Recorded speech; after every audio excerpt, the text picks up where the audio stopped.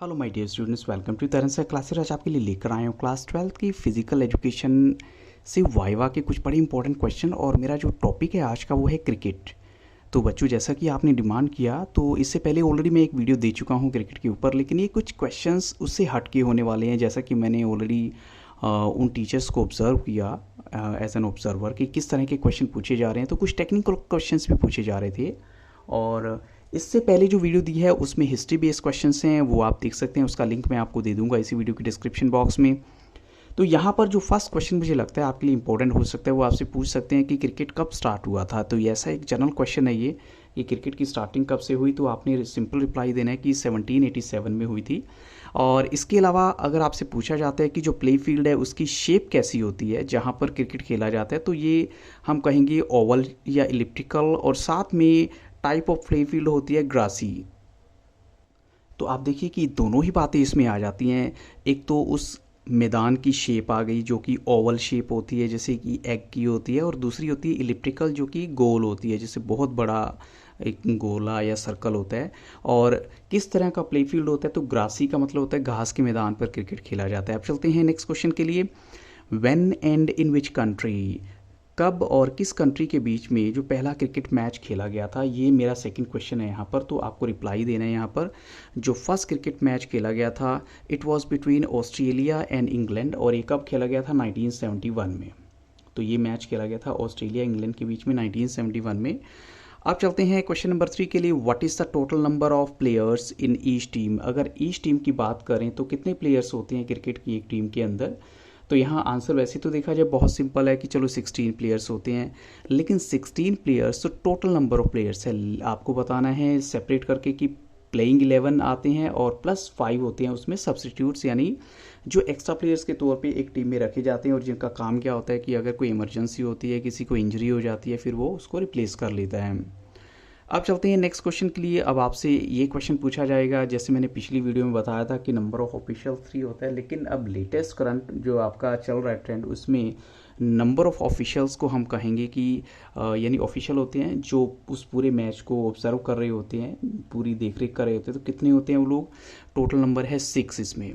और ये आपने नोट करना है कि 6 का डिवीजन कैसे किया गया है। जैसे सबसे पहले आता है अंपायर ऑफ प्ले फील्ड, यानी प्ले फील्ड यानी उस मैदान के बीच जो एम्पायर रहेंगे वो कितने होते हैं, वो 2 होते हैं। एक लेग एम्पायर होता है, एक फ्रंट पे होता है, और दूसरा हम कहेंगे थर्ड एम्पायर भी एक होता है, एक मैच रेफरी होगा, और साथ में 2 होंगे उसमें स्कोरर। तो इस तरह जो टोटल नंबर ऑफ ऑफिशियल्स है वो हो गया हमारा 6। तो अब चलते हैं नेक्स्ट क्वेश्चन के लिए। What is the size of the side screen. Side screen क्या होती है, जो क्रिकेट के मैदान में आपने देखी होगी स्टंप के सामने या बैक पे होती है, वो इसी पर्पज़ के लिए होती है एक्चुअल में। वैसे तो उसको फ्रंट के लिए तब यूज़ करते हैं जब बैट्समैन के सामने आना होता है। तो उसका मेन पर्पज़ क्या होता है कि जो बैट्समैन की जो बैटिंग कर रहा है बैट्समैन है उसकी अटेंशन डाइवर्ट ना हो, बिल्कुल ब्लैक रखा जाता है उसको या वाइट रखा जाता है। तो यहाँ पर जो उसकी लेंथ है और विड्थ आपने बतानी है। तो साइड स्क्रीन की लेंथ होगी 6 मीटर और विड्थ होगी यहाँ पर 3 मीटर। और behind the stumps over the boundary, ये दोनों साइड पे होती है एक्चुअल में, वो इसी पर्पज़ के लिए कि जब साइड चेंज होती है तो दोनों साइड ओपन इसको किया जा सके, यूज़ किया जा सकता है। अब चलते हैं डिफाइन हैट्रिक। कुछ एक ऐसे टर्म्स हैं जो क्रिकेट में यूज़ होते हैं, तो हैट्रिक टर्म का मतलब क्या है वो आपको बताना है। तो यहाँ गिवन है, when a bowler takes 3 wickets on 3 consecutive balls he is said to have scored a hat-trick। Hat trick का मतलब होता है जब आप 3 बॉल, जैसे सपोज आपने एक ओवर में 6 बॉल फेंकनी होती हैं, तो 3 बॉलों पे लगातार आपने 3 विकेट ले लिए, तो वो उस टाइम आपकी हैट्रिक काउंट हो जाएगी कि आपने हैट्रिक ली है। अब चलते हैं नेक्स्ट क्वेश्चन के लिए। आपने बताना है मेडन ओवर क्या होता है। मेडन ओवर की डेफिनेशन आपने देनी है। तो यहाँ बोलेंगे एक मेडन ओवर होता है in which the batsman are unable to make a run, यानी बैट्समैन जो है कोई भी रन नहीं बना पाते, या एक बैट्समैन जो ऊपर फ्रंट पे खेल रहा होगा वो कोई रन नहीं ले पाता। 6 की 6 बॉल डॉट बॉल रहती हैं, तो उसे हम मेडन ओवर कहते हैं। ऐसे एक सिंपल सा टर्म है डॉली कैच। डॉली कैच का मतलब क्या होता है, डॉली कैच का मतलब होता है एक बहुत ही सिंपल सी कैच जो कि ली जाती है एक फील्डर के द्वारा प्लेग्राउंड में, उसको हम डॉली कैच कहते हैं। अब चलते हैं नेक्स्ट क्वेश्चन के लिए। क्वेश्चन नंबर 9 है ओवर पिच। ओवर पिच का मतलब बताइए क्या होता है। टू बाउल द बॉल, इस तरीके से आप बॉल को फेंके so that it bounces so far up the wicket that it can be played with ease by the batsman। For example आपने बॉल को फेंका और बॉल जो है बिल्कुल बैट्समैन के पास आ जाती है, उसका जो पहला जो टप्पा होता है या बाउंस होता है वो वहाँ पे बिल्कुल बैट्समैन के पास ही गिरती है और वहीं से बाउंस लेती है, और वो बैट्समैन के लिए प्ले करना बहुत ईजी होती है, तो इसलिए उसको बोला जाता है ओवर पिच बॉल है वो। अब चलते हैं नेक्स्ट क्वेश्चन के लिए, व्हाट इज़ हाफ वॉली। अब हाफ वॉली जो है ये किस तरह की बॉल हो सकती है, यानी लाइट पिच बॉल होती है before the batsman is called half volley, यानी बैट्समैन के सामने इसको हाफ वॉली कहा जाता है।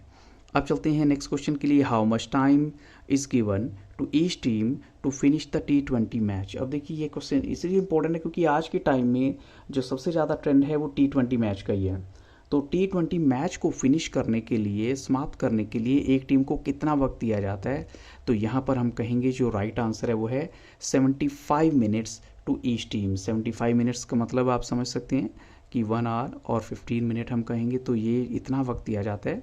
अब चलते हैं नेक्स्ट क्वेश्चन के लिए, व्हाट इज़ MCC। MCC की फुल फॉर्म बतानी है आपसे, सिंपल ये भी पूछा जा सकता है कि MCC की फुल फॉर्म बताइए, तो यहाँ आप बोलेंगे मैरिलबोन क्रिकेट ग्राउंड, इसकी जो फुल फॉर्म है वो MCC की फुल फॉर्म हम कहेंगे। अब चलते हैं नेक्स्ट क्वेश्चन के लिए, नेक्स्ट क्वेश्चन है व्हाट इज़ LBW। अब LBW बहुत कॉमन सा टर्म है, अगर आप क्रिकेट खेलते हैं तो आपको इसके बारे में पता ही होगा।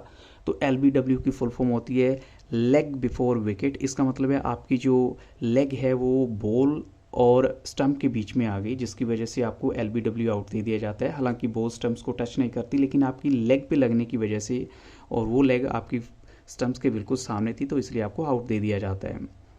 अब चलते हैं नेक्स्ट क्वेश्चन के लिए, how many players can be placed outside the 30 yard circle in the first 6 overs of T20 match. एक T20 मैच में 30 यार्ड के सर्कल से जो फर्स्ट 6 ओवर्स है उससे बाहर कितने प्लेयर को आप रख सकते हैं, तो अकॉर्डिंग टू द रूल हम कहेंगे ओनली 2 प्लेयर्स को आप रख सकते हैं 30 यार्ड के सर्कल से बाहर पहले 6 ओवर्स में, तो ये रूल होता है।